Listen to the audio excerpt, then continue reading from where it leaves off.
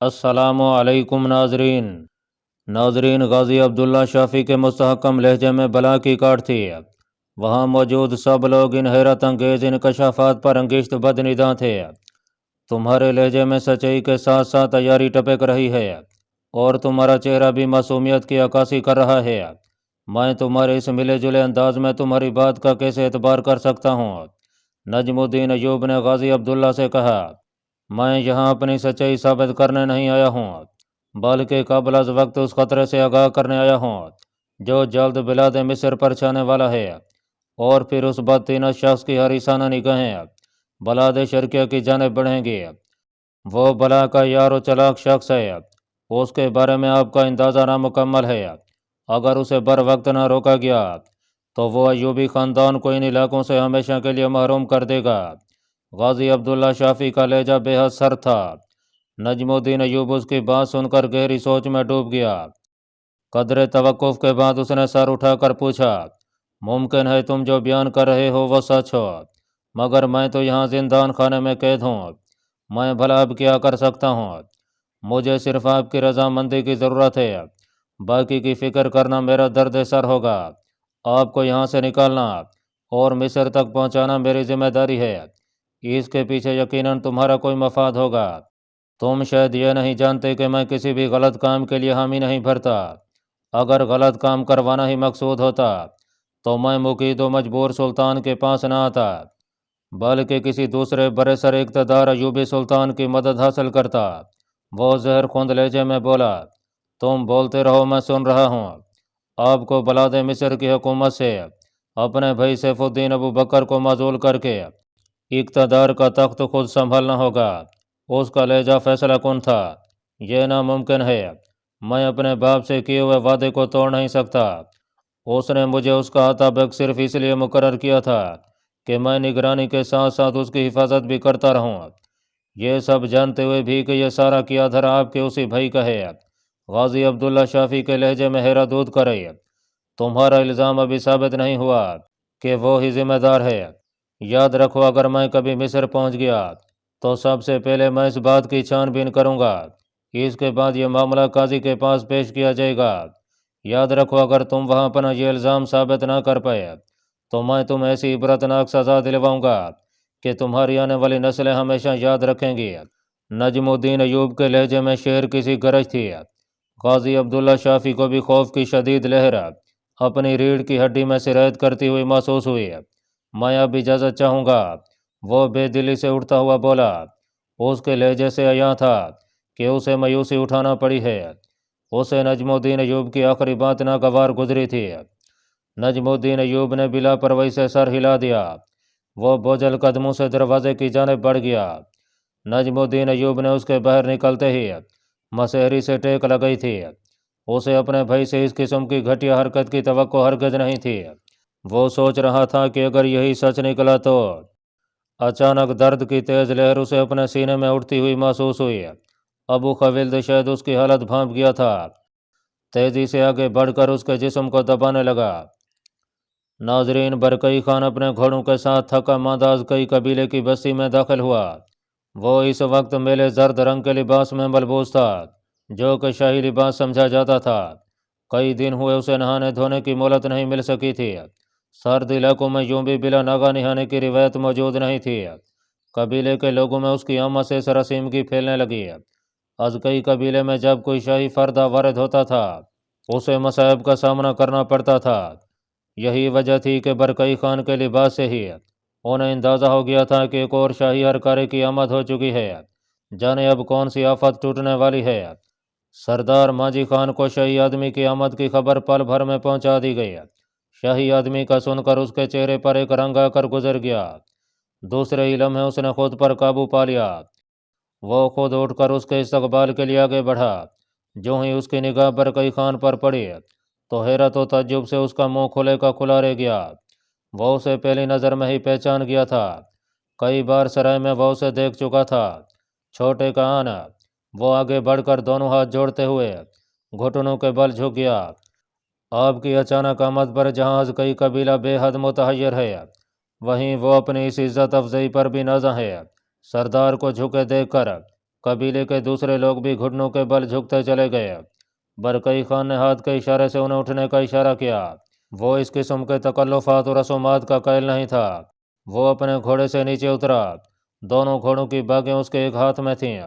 سردار ماجی خان نے ایک شخص کو اشارہ کیا۔ اس نے آگے بڑھ کر باگیں برکئی خان کے ہاتھ سے لے لیں اور گھوڑے کو ایک جانب لے گیا۔ برکئی خان سردار ماجی خان کی رہنمائی میں اس کے پختہ مکان کی جانب بڑھ گیا۔ نشستیں سنبھالنے کے فوراً بعد برکئی خان کی خوب خاطر مدارت کی گئی۔ سردار ماجی خان نے تواضع کے بعد شراب کا دور شروع کرنا چاہا، مگر برکئی خان نے بڑی سختی سے منع کر دیا۔ سردار ماجی خان اس ممانعت پر دنگ رہ گیا۔ کچھ لمحے ادھر ادھر کی باتیں ہوتی رہیں۔ برکئی خان نے آتے ہی یہ بات محسوس کر لی تھی کہ وہ لوگ اس کی آمد پر گھبرائے ہوئے ہیں، اس لیے اس نے فوراً اپنی بات شروع نہیں کی تھی۔ اب جب کہ ان کا خوف و ہراس جاتا رہا تو وہ اپنے مقصد کی جانب متوجہ ہوا۔ ماجی خان، برکئی خان ٹیک لگاتے ہوئے بولا، مجھے معلوم ہوا ہے کہ تم لوگ کان اعظم کے لیے حلالی تلواریں کاٹا کرتے تھے اور ان کے ٹکڑوں کو ڈھال کر نئی چپٹی تلواریں بنایا کرتے تھے، کیا یہ سچ ہے؟ چھوٹے کان، آپ کیسی بے کی باتیں کر رہے ہیں؟ ماضی کا ایک ایک پل اس بات کا عینی شاہد ہے کہ ازکئی قبیلے نے مسلمانوں کے خلاف اپنا کردار پوری دیانتداری سے نبھایا ہے۔ میں یہی پوچھنا چاہ رہا تھا، تم لوگ حلالی تلواروں کو کاٹنے کے لیے یقیناً بڑی کینچی کا استعمال کرتے رہو گے۔ ظاہر ہے تلواریں کاٹنے کے لیے بڑی کینچی ایک ضروری اوزار ہے اور اسے فولادی زنجیریں بھی تو کاٹی جا سکتی ہیں۔ برکئی کا لہجہ قدرے گھمبیر ہو گیا۔ سردار ماجی خان کا چہرہ پل بھر کو پھک پڑ گیا تھا۔ ہاں، کاٹی تو جا سکتی ہیں، تو پھر تم یہ بتانے میں یقیناً تردد نہیں کرو گے کہ تم نے اسے کہاں چھپا رکھا ہے؟ کسے؟ تمہارا چہرہ جھوٹ چھپانے کی سکت نہیں رکھتا ماجی خان۔ بہتر ہے جو میں پوچھ رہا ہوں وہ صاف صاف بتا دو۔ میں آپ کا مطلب نہیں سمجھ پایا۔ آپ کس کے بارے میں بات کر رہے ہیں؟ ماجی خان کے چہرے پر گہرا اضطراب پھیل چکا تھا۔ میں اسی قیدی کی بات کر رہا ہوں جسے تم سرخوں کی قید سے چھڑا لائے ہو۔ آپ پورے قبیلے کی تلاشی لے سکتے ہیں، یہاں ایسا کوئی قیدی موجود نہیں ہے۔ دیکھو ماجی خان، میں کون ہوں یہ تم اچھی طرح جانتے ہو۔ میرے سامنے جھوٹ بول کر تم اپنی جان خطرے میں ڈال رہے ہو۔ میرا خنجر تمہیں لمحہ بھر میں موت کی نیند سلا دے گا۔ برکئی خان کی آنکھیں یکایک شعلے اگلنے لگیں۔ وہ 3 دن پہلے یہاں سے فرار ہو گیا ہے۔ ماجی خان کی آواز خوف سے لرز رہی تھی۔ وہ اس کے سامنے خود کو مضبوط نہیں رکھ پایا۔ ایک ہی لمحے میں اس کی ساری ہمت جواب دے گئی تھی، تم صریحاً جھوٹ بول رہے ہو۔ خدائے جادوانی کی قسم، میں بالکل سچ بیان کر رہا ہوں۔ مگر یہ کیسے ممکن ہے؟ برکئی خان اس کے لہجے پر پریشان سا ہو گیا۔ گزشتہ ہفتے اس نے یہاں سے جانے کی خواہش ضرور کی تھی، مگر میں نے اسے سختی سے منع کر دیا تھا۔ شاید اس لیے وہ 3 دن پہلے رات کے اندھیرے میں ہمارا ایک گھوڑا چرا کر فرار ہو گیا۔ تم نے اسے یہاں کیوں روکا ہوا تھا؟ برکئی خان کا لہجہ مزید زہریلا ہو گیا۔ میں مجبور تھا۔ جس نے اس کی رہائی کی قیمت چکائی تھی اس کی منشا یہی تھی کہ خطرہ دور ہونے پر ہی اسے سرائے پہنچایا جائے۔ قیمت چکائی تھی، مگر کس نے؟ حیران ہونے کی باری اب برکئی خان کی تھی۔ ایک لڑکی نے، وہ کچھ عرصہ پہلے یہاں تنہا آئی اور اس نے قیدی کی رہائی کے بارے میں میرے ساتھ سودا طے کیا۔ اس نے رقم کی تھیلی مجھے دیتے ہوئے یہ ہدایت کی تھی۔ لڑکی کون تھی؟ برکئی خان اچنبھے میں پڑ گیا۔ یہ تو میں نہیں جانتا، البتہ وہ منگول تھی۔ تم نے اس کا نام بھی نہیں پوچھا؟ ہاں، یاد آیا، اس نے اپنا نام گل بتایا تھا۔ وہ بھی بڑے اصرار کے بعد جان پایا تھا۔ برکئی خان سوچ میں پڑ گیا۔ اس کا ذہن کونئی خان کی بیٹی کی جانب مبذول ہو گیا۔ اس کا نام بھی تو گل ہی تھا، مگر اس کا ازکئی قبیلے کے ساتھ کیا واسطہ؟ وہ خاموش الجھا بیٹھا رہا، جبکہ ماجی خان کا جسم ابھی تک کانپ رہا تھا۔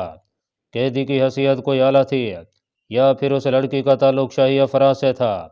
اس نے بظاہر یہ جھوٹ بولا تھا کہ اسے قیدی روکنے کی ہدایت کی گئی تھی۔ اب اس کی یہ حرکت کیا رنگ لائے گی؟ وہ اسی فکر میں گھلا جا رہا تھا۔ برکئی خان نے وہاں وقت برباد کرنا مناسب نہیں سمجھا اور اسی لمحے وہاں سے روانگی اختیار کی۔ وہ رخصت ہوتے ہوئے سردار ماجی خان کو سختی سے خبردار کر گیا تھا کہ اگر اس کی بات غلط ثابت ہوئی تو وہ اپنی موت یقینی سمجھے۔ سردار ماجی خان اس کی دھمکی پر دھل کر رہ گیا۔ اب کیا ہونے والا تھا اس بارے میں وہ بالکل لا علم تھا۔ ناظرین، جمال الدین المراحی کی خوش بختی کا ستارہ ان دنوں پورے عروج پر تھا۔ وہ ایک ایک کر کے کئی سلطانی وفادار امراء کو بڑے دربار میں ذلیل و رسوا کر چکا تھا۔ شرفاء و امراء کا بڑا طبقہ اسے لگاتار خائف رہنے لگا تھا۔ دربار میں موجود شرفاء و امراء بھی اس کی ہاں میں ہاں ملانے پر مجبور تھے۔ انہیں خدشہ لاحق تھا کہ کہیں کسی دن ان کی شامت اعمال نہ آ جائے۔ سلطان سیف الدین ابو بکر دن بدن جمال الدین المراحی کے بڑھتے ہوئے اثر و رسوخ کو بڑی شدت و بے چینی سے محسوس کر رہا تھا، مگر یہ نوعمر سلطان بھی اس کے جرحانہ انداز کے سامنے کوئی مدافعت نہ کر پایا۔ اسے یہ خواہش ضرور تھی کہ کوئی اس کے خلاف ٹھوس معاملہ پیش کرے اور وہ اسے بھی ہمیشہ کے لیے ملک بدر کر دے، مگر ایسی نوبت نہیں آ سکی۔ جمال الدین المراحی نے صرف اپنی انہی کارستانیوں پر اکتفا نہیں کیا، بلکہ اس نے 9 رمضان المبارک 637 ہجری میں اپنے گھر پر ایک خفیہ مجلس کا انعقاد کیا، جس میں کہرا کہ کئی امراء و شرفاء نے شرکت کی۔ اس نے ان کے سامنے اپنا نیا منصوبہ رکھ دیا کہ وہ نوعمر سلطان کو معزول کر کے کسی مضبوط شخص کو سلطان بنانے کا خواہش مند ہے جو کہ بلاد مصر پر مکمل اختیار رکھنے کی صلاحیت رکھتا ہو۔ امراء و شرفاء اس کی بات سن کر لمحہ بھر کے لیے سناٹے میں آ گئے تھے، مگر اس کی چکنی چپیڑی باتوں اور بلاد مصر کو بیرونی حکموں سے خطرات کے پیش نظر وہ اس کا ساتھ دینے پر آمادہ ہو گئے۔ ایک ہفتے بعد رمضان المبارک کے دوسرے عشرے میں جمال الدین المراحی اپنی عیارانہ چالوں سے سالار عساکر وجہ الدین باقری کو بھی اپنے دام فریب میں لانے میں کامیاب ہو گیا۔ اس کے اس بدطینت عمل کے بارے میں کسی کو کانو کان بھانکنا پڑ سکی۔ سلطان سیف الدین ابو بکر اپنی موج مستی میں مگن رہتا تھا۔ کبھی کبھار وہ امراء کے اسرار پر دربار میں قدم ڈال دیا کرتا۔ امراء جہاں المراحی سے خائف تھے، وہیں وہ کمزور اور ناسمجھ سلطان سے بھی ترساں تھے۔ وہ المراحی کا ساتھ اس لیے بھی دینے پر آمادہ ہو گئے تھے کہ کم از کم ایک کمزور سلطان سے تو گلو خاصی ہوگی۔ انہیں اس بات کی خبر نہیں تھی کہ جمال الدین المراحی انہیں سیڑھی بنا کر عنان سلطنت پر خود قابض کرنے کا خواب دیکھ رہا ہے۔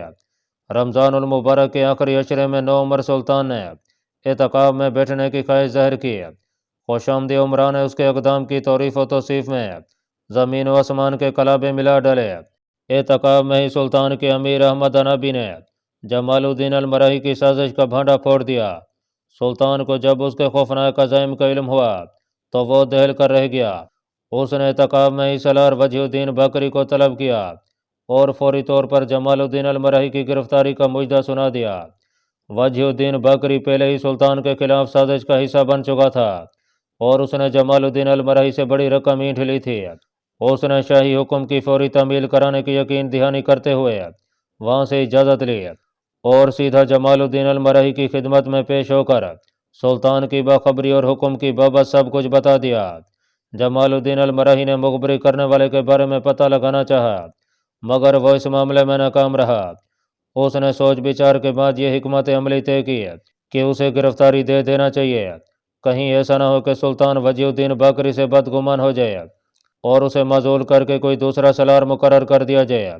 اس نے دوسرے دن وجہ الدین باقری کو بلا کر تمام حکمت عملی سمجھائی اور خود کو اس کے ہاتھوں میں گرفتار کرا دیا۔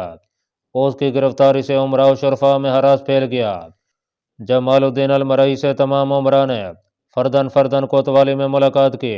جمال الدین المراحی نے انہیں صاف لفظوں میں یہ کہہ دیا کہ اگر انہوں نے اس کی منصوبہ بندی کو پایہ تکمیل تک نہیں پہنچایا تو وہ ان سب کے نام سلطان کے سامنے بیان کر دے گا۔ جان و ناموس کے خوف کی خاطر وہ جمال الدین المراحی کی بات ماننے پر مجبور ہو گئے۔ بالآخر 27 رمضان المبارک 637 ہجری ہفتے کی رات کو سپاہ کے ایک دستے کے ساتھ نوعمر سلطان سیف الدین ابو بکر کو اعتکاف کی حالت میں حراست میں لے لیا گیا اور اسے راتوں رات کہرا کے بحر قلعہ میں پہنچا دیا گیا۔ نوعمر سلطان کو زندہ خانے میں ڈال کر اگلی صبح اس پر الزامات کی بھرمار کرتے ہوئے اس کی معزولی کا اعلان کر دیا گیا۔ یہ اعلان سالار عساکر وجہ الدین باقری نے کیا تھا۔ اسی شام جمال الدین المراحی کو رہائی دی گئی اور عید الفطر سے ایک روز قبل دربار کا انعقاد کیا گیا۔ امراء و شرفاء کی قرارداد کے مطابق 1 ماہ کے اندر اندر نئے سلطان کا انتخاب عمل میں لانا طے پایا۔ اس کے لیے امراء کی ایک جماعت مقرر کی گئی جو کہ یہ بات طے کرے گی کہ نیا سلطان کون ہوگا۔ جو لوگ سلطان بننے کے خواہش مند تھے انہیں ہدایت کر دی گئی تھی کہ وہ اپنے نام ایک ہفتہ کے اندر اندر اس جماعت کو دے دیں تاکہ وہ ان کے بارے میں اپنی سفارشات مرتب کر سکے۔ جمال الدین المرہی نے ایک لمحہ توقف نہیں کیا، سب سے پہلے اسی نے اپنا نام حاکم بلاد مصر کے لیے پیش کیا تھا۔ ناظرین، بیبرس غیر محسوس انداز میں غازی عبداللہ شافی کے پیچھے وہاں سے نکل آیا تھا۔ زندہ خانے کے صدر دروازے پر اس نے اسے جا لیا۔ ٹھہرو، میں تم سے کچھ بات کرنا چاہتا ہوں، بیبرس نے اسے آواز دی۔ غازی عبداللہ نے مڑ کر اس کی جانب دیکھا، اس کے قدم غیر ارادی طور پر ٹیک گئے تھے۔ تم کون ہو؟ میں نے تمہیں پہلے کبھی نہیں دیکھا۔ اس کے لہجے سے تحیر آیا تھا۔ میں نجم الدین ایوب کا محافظ غلام ہوں، میں تم سے چند ضروری باتیں کرنا چاہتا ہوں۔ تمہارے آقا تو میری بات پر یقین نہیں کر رہے۔ وہ اس سیاہ انداز میں ہنسا۔ تمہیں شاید معلوم نہیں کہ وہ پے در پے صدموں سے بے حد شکستہ ہیں، اوپر سے بیماری نے انہیں قدرے چڑچڑا بنا دیا ہے۔ وہ جلد کسی بات کو تسلیم کرنے پر آمادہ نہیں ہوتے۔ بہر کیف اس بات کو چھوڑو، میں انہیں سمجھا بجھا لوں گا کہ تم ان کے دوست ہو۔ تم مجھے صرف اتنا بتاؤ کہ تم میرے آقا کے لیے کیا کر سکتے ہو۔ میرا اشارہ تمہاری اس بات کی جانب ہے۔ اگر نجم الدین ایوب بلاد مصر کی حکمرانی پر آمادہ ہو جائے تو میں اس کے لیے راہ ہموار کر سکتا ہوں۔ اس کے لیے مجھے خاصی محنت کرنا پڑے گی، لیکن یہ میرا درد سر ہے۔ اس تمام معاملے میں تمہیں کیا غرض ہوگی؟ میں اس کمینہ خسرہ شخص جمال الدین المرہی کو تمام زندگی اپنا غلام بنا کر رکھنا چاہتا ہوں۔ وہ میرے در پر کتے کسی مجبور زندگی گزارے، بس میری یہی دلی تمنا ہے۔ ظاہر ہے قانون کے مطابق کسی بھی آزاد شخص کو زبردستی غلام نہیں بنایا جا سکتا۔ میں سلطان کے سامنے یہی شرط رکھوں گا، وہ مجھے اس انتقامی کارروائی کے لیے سرکاری طور پر اجازت دے۔ غازی عبداللہ شافی کی آواز فرتے جوش سے لرز رہی تھی، اس کا چہرہ پل بھر میں سرخ ہو چکا تھا۔ بس صرف یہی یا کچھ اور بھی؟ میرے لیے سب کچھ یہی ہے۔ مجھے تمہاری یہ شرط منظور ہے۔ میں نجم الدین ایوب کی جانب سے یہ وعدہ کرتا ہوں، اگر تم انہیں بلاد مصر کی حکمرانی دلانے میں کامیاب ہو گئے تو میں جمال الدین المرہی کو خود تمہاری غلامی میں دوں گا، اور اس کی حیثیت ہر لحاظ سے سرکاری و قانونی ہوگی۔ بیبرس نے مستحکم لہجے میں اسے وعدہ کیا۔ وہ بیبرس کی بات سن کر ہی سرشار ہو گیا۔ اس کے چہرے پر مسرت و انتقام کے ملے جلے تاثرات دکھائی دینے لگے۔ وہ اس کے ساتھ بڑے جوشیلے انداز میں مصافحہ کرتے ہوئے وہاں سے رخصت ہو گیا۔ بیبرس کی آنکھوں میں عجیب سی چمک اود کر رہی تھی۔ وہ ایک تیر سے دو شکار کرنے کا ارادہ رکھتا تھا۔ ایک طرف اسے ماں جیسی شفیق عورت فاطمہ کو جھانسا دیے جانے کا قلق تھا، تو دوسری جانب اس کے آقا نجم الدین کو اس برے حال تک پہنچائے جانے کا رنج بھی تھا۔ وہ خود بھی جمال الدین المرہی کو پسی میں گرانے کا خواہش مند تھا۔ وہ اس کے تکبر کے بت کو پانچ پانچ کر دینا چاہتا تھا۔ شاید وہ وقت اب زیادہ دور نہیں تھا، بلکہ قریب آ چکا تھا۔ یکم شوال 637 ہجری کو عید الفطر کے دن حاکم الکرک ملک الناصر داؤد اپنے تایازاد بھائی نجم الدین ایوب کے پاس آیا۔ نجم الدین ایوب نے نماز عید اپنے اتباع اور رفقا کے ہمراہ زندان خانے کے ایک بڑے کمرے میں ادا کی تھی۔ عید کے دن اس نے سادہ سفید لباس زیب تن کیا تھا۔ الملک الناصر نے اسے پیشکش کی تھی کہ وہ کرک کی عیدگاہ میں نماز عید ادا کر سکتا ہے، مگر نجم الدین ایوب کو غلامی کے عالم میں عیدگاہ جانے کی تمنا نہیں تھی۔ اس نے زندان خانے کو ہی ترجیح دی۔ ملک الناصر نے آگے بڑھ کر نجم الدین ایوب سے عید ملنا چاہیے تو اس نے بڑی سرد موری سے انکار کر دیا۔ الملک الناصر نے بڑی کوشش کی کہ عید کے مبارک موقع پر ایسی بدمزگی پیدا نہ ہو، مگر نجم الدین ایوب نے اس امر کو اپنی توہین سمجھتے ہوئے سختی سے رد کر دیا۔ امزاد، ملک الناصر سنجیدگی سے اس کے سامنے فرش پر بیٹھتے ہوئے گویا ہوا، میں جانتا ہوں کہ تم مجھ سے بے حد ناراض ہو۔ باخدا میری بھی ایسی نیت نہیں رہی کہ میں تمہیں اپنی حراست میں رکھوں اور تمہاری سلطنت بزور طاقت چھین لوں۔ میں کرک کے نظام کو ہی اچھی طرح نپٹا لوں، میرے لیے یہی کافی ہوگا۔ تم اگر نابلس کی جانب نہ بڑھتے تو شاید میں بھی مد مقابل نہ آتا۔ میں تو یہ سمجھا تھا کہ تم شاید کرک پر قبضہ کرنے کے خواہش مند ہو۔ اب جب کہ سب کچھ میرے ہاتھوں سے نکل چکا ہے تو تم میرے پاس کیا کرنے آئے ہو؟ نجم الدین ایوب کا تند لہجہ کڑواہٹ سے بھرپور تھا۔ یقین کرو میں نے جو کچھ کیا ہے وہ کسی کی مدد کی خاطر تھا۔ تمہارے بھائی نے میرے آگے فریاد کی تھی کہ تم مجھ سے اس کی سلطنت ہتھیانا چاہتے ہو۔ میں نے صرف اس لیے آگے بڑھ کر مداخلت کی تھی इमादुद्दीन इस्माइल का फेल उसके साथ है, मैं उसका जिम्मेदार नहीं हूँ। मलिक नासिर संजीदगी के आलम में बोला, मेरे भाई ने नजमुद्दीन अयूब को अपनी सांस रुकती हुई महसूस होने लगी, मगर मैंने तो ऐसी बात ख्वाब में भी नहीं सोची। या अल्लाह, ये सब मुझे सुनवाने से पहले तूने मुझे उठा क्यों नहीं लिया। नजमुद्दीन अयूब तलख हकीकत जानने पर और ज़्यादा दिल हो गया। मैं भी अपने इस फेल पर सख्त नादिम हूँ। मैं ज़र हमदर्दी में यह भी भूल गया था कि मेरा चचाजाद अभी कम सिन है और वो किसी के फ़रेब में आ सकता है। ये तो खुदा का शुक्र है कि मिस्री अमीर अब्दुल्ला शाह गाजी ने मेरी आंखें खोल दी। ओह, मैं अब समझा। नजमुद्दीन अयूब को जैसे सीने से पहाड़ हटता हुआ महसूस हुआ। गाजी अब्दुल्ला की चिकनी चपेड़ी बातों में तुम भी आ गए। वो अव्वल दर्जे का झूठा और मकार शख्स है। वो अपने किसी इंतकाम के लिए मुझे मेरे भाई के मुकाबले ला खड़ा करना चाहता है। तुम किस भाई की बात कर रहे हो? वो जो मिस्र के जिंदा खाने में कैद पड़ा है। मलिक नासिर का लहजा निहायत सफाकाना हो गया था। क्या मतलब? नजमुद्दीन अयूब बेकरारी के आलम में अपनी जगह से उठ खड़ा हुआ। तुम क्या कह रहे हो? तुम्हारे भाई को एतकाफ की हालत में हिरासत में लेकर बलाद मिस्र की हकमियत से हमेशा के लिए माजूल कर दिया गया है। वो मुख्तसरन बोला, यह कभी नहीं हो सकता। नजमुद्दीन अयूब को जाने क्यों यकीन नहीं हो पा रहा था। मैं तुम्हारे इल्म में यह भी इजाफा कर दूं कि यह सब कार्रवाई जमालुद्दीन अलमरही नामी अमीर ने की है और नए सुल्तान के तकर्रुर के लिए नाम भी तलब कर लिए गए हैं। मुझे ये सब इतलात आज सुबह ही मिली हैं और ये रहा वो खत जो तुम्हारे भाई ने मुझे लिखा था। उसने एक नामा उसकी जानिब बढ़ाते हुए कहा, नजमुद्दीन अयूब की हालत ऐसी हो रही थी जैसे उसे जिंदा दरगोर कर दिया गया हो। अल्लाह पाक कमी बेशी माफ़ फरमाए। अल्लाह आपका हामी व नासिर हो।